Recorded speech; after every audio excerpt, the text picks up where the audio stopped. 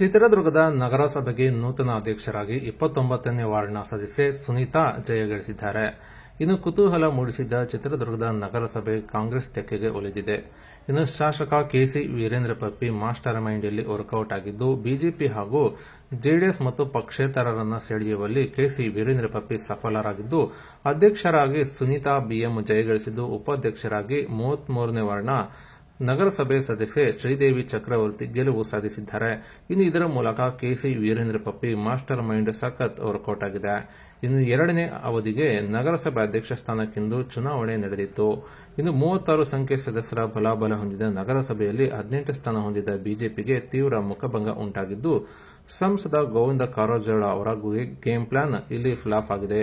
ಇನ್ನು ನಗರಸಭೆ ಕಾಂಗ್ರೆಸ್ ತೆಕ್ಕೆಗೆ ಮರಳಿ ಬಂದಿದೆ.